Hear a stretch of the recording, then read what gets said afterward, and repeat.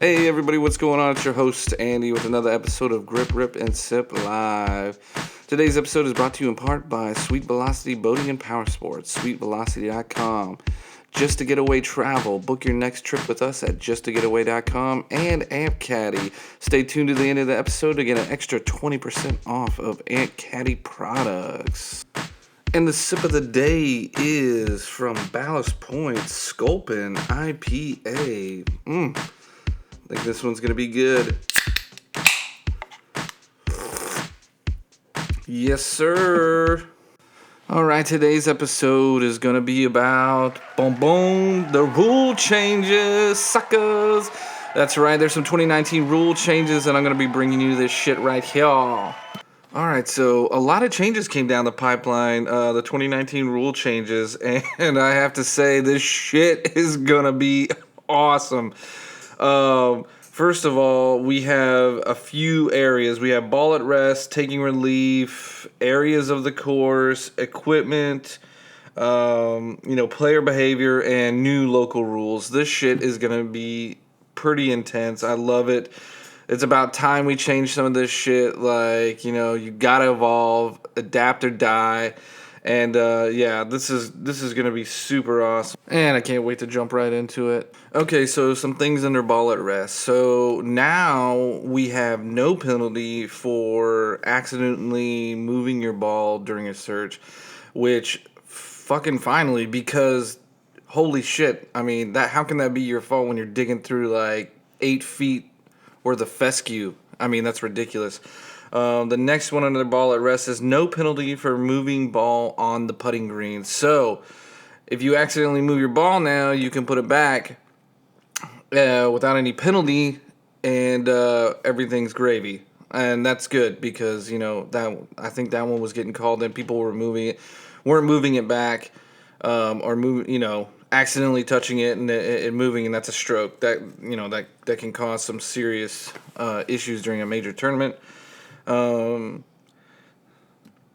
Next we have standard for deciding why a ball moves. So there's a new standard basically deciding why the ball moves. So outside influence, the player, whatever shit caused the ball to move.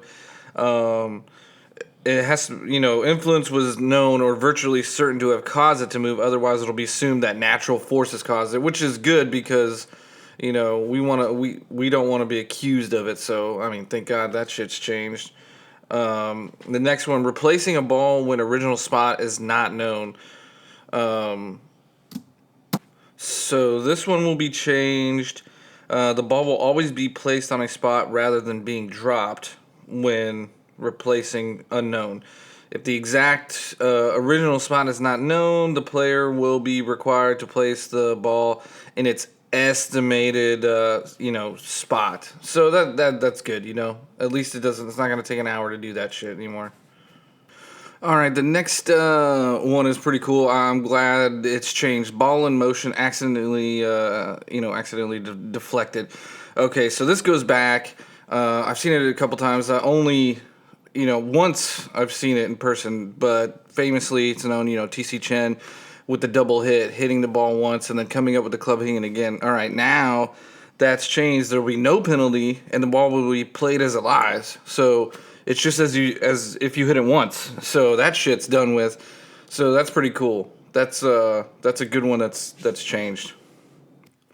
All right, so under that same umbrella, measuring relief. So the new process the focus of the dropping procedure will be a specific area set, under which relief is being taken. So 1 or 2 club lengths from the point. Now the relief area is going to be fixed for each player and is going to be predetermined based on the clubs the player has selected for play. So that's going to be a little interesting. I like that.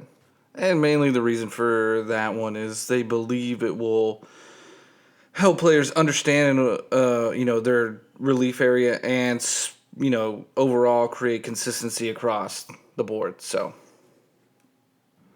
all right, and the next one, this one is my favorite. I think this is the one that most people are going to be excited about, which is going to be dropping procedure when taking relief. And that shit used to be so weird. I mean, it's gone through many changes.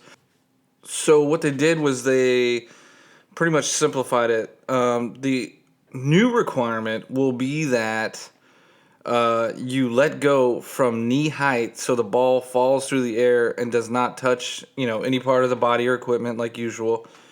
So that shit, the old way of that, the whole holding it up, drop, it's done. It's done. This is supposed to be in effect because it's supposed to increase the chance that it will stay in the relief area, so we don't have to do 2 drops and then mark your spot. So this is great. I just can't wait to see the interpretations. I can see people like maybe, crouching down a little bit, maybe like shortening the knees, just getting real close down there. I want to see how people interpret the rules and then what is deemed okay, because I can't wait to see that. Now, it's also made, for those tough conditions like, downhills, which I do have a quick funny story. My time at the golf academy, I was playing in a tournament. My friend Mike and Bobby, we were playing at this course, Tiburon, and on the 18th hole, I think, or was it the ninth hole? It was over the water, but Bobby had hit over the green and then into the sand, and then from in the sand into the water, and he decided he wanted to drop on this hill, and he basically just, he tried to drop. He knew it was going to roll off because he's waiting to drop again in place. But he dropped, and then he went to reach the ball. This dude went totally in the water, just dove straight in, was just like, help me out. That shit is hilarious. So I can understand why they did it for that purpose, All right, so let's keep this train rolling. Okay, so we also have fixed distances to be used for measuring, which is, a fixed distance of the longest club in your bag other than your putter. And that's what will be used for measuring. Now, the time for searching for a lost ball has gone from 5 minutes to 3 minutes. And that shit is good because this should speed up pace of play and hopefully, keep the integrity of the game going. Now, substitution of the ball is going to always be allowed when taking relief. So that's a good one. Okay, and now you can take relief from an embedded ball anywhere in the general area, or through the green, as we call it, except if it's in the sand. Okay, so a major change, procedure for taking lateral relief. All right, this shit is confusing. People don't really know yellow versus red. Red is a lateral hazard. So the focus of dropping procedure will be to a specific area in which, the relief is being taken by 1 or 2 club ranks from a reference point. Okay, so then you will drop and the ball will come to rest in the relief area, and you don't have to redrop if it accidentally hits a person, object, or whatever on the ground. If it hits it before coming to rest, then it's good. Okay, so once it comes to rest in the relief area, it's good. So there's no need for redropping. If the ball goes outside of it, it will be dropped a second time though. So once again, they're just trying to build consistency, for the relief procedure, and they're just trying to get everybody to understand and make it easier for people. There's a procedure for taking back on the line relief. One of your options for the relief with either red or yellow area was called back of the line relief. There's a major change to that as well, and the new procedure is basically the same thing that they're using, building greater consistency because the focus is dropping in a specific relief area. Nothing too crazy. They're just trying to help more people to understand and easily understand these rules overall. And that's really what we're moving into. And let's go into the next area. The next area is areas of the course. So when to replace a ball that moves on the putting green. We're talking, wind, stuff like that. You'll be able to go ahead and lift and replace on its original spot. But the ball must be played from its new spot if the ball had not been lifted and replaced before it moved. So that's pretty cool. I mean, so if you're walking up there and the wind's blowing, you don't have to mark it back at that spot. You get to mark it at the new spot since you didn't lift it.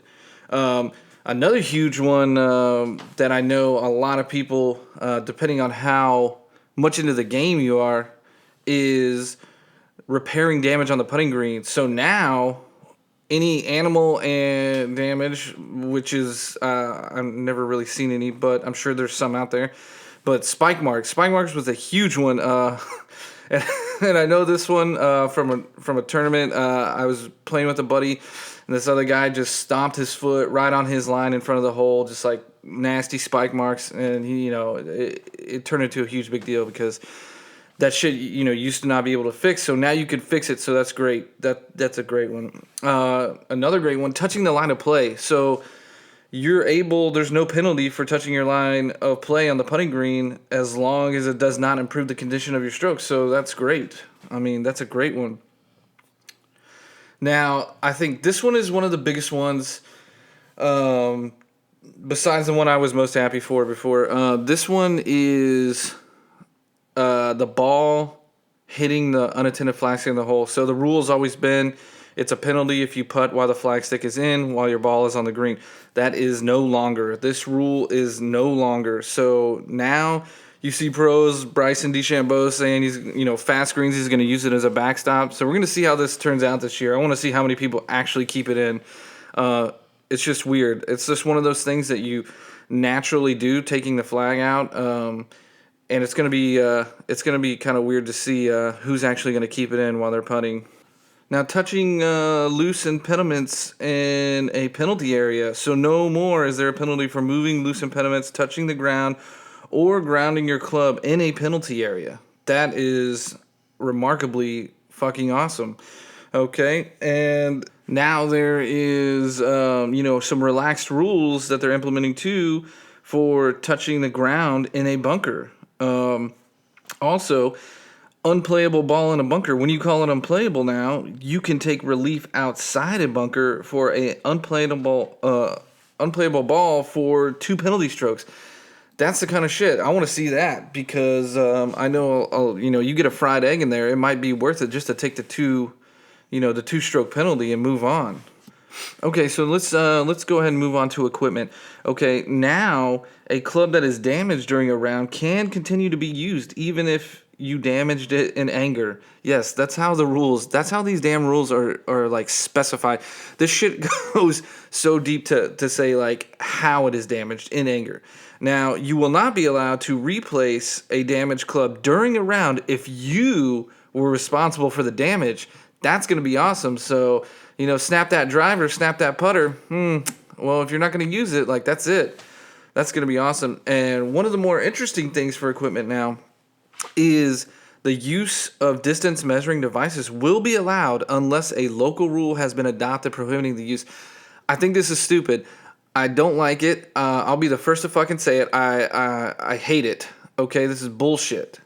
I like knowing that they're struggling with the distances. The yardage books are awesome. The measuring devices, it's too much. It's too much. It's going above and beyond, and I like having, human error, integrity of the game. I don't think it's a good call at all.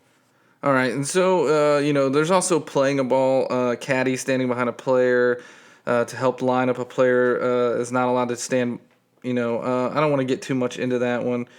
The ball accidentally struck. We talked about that, 2 times during a stroke. They're encouraging pace of play, ready golf. And now there will be a new maximum score form of stroke play recognized when your score for a hole is capped at a max score.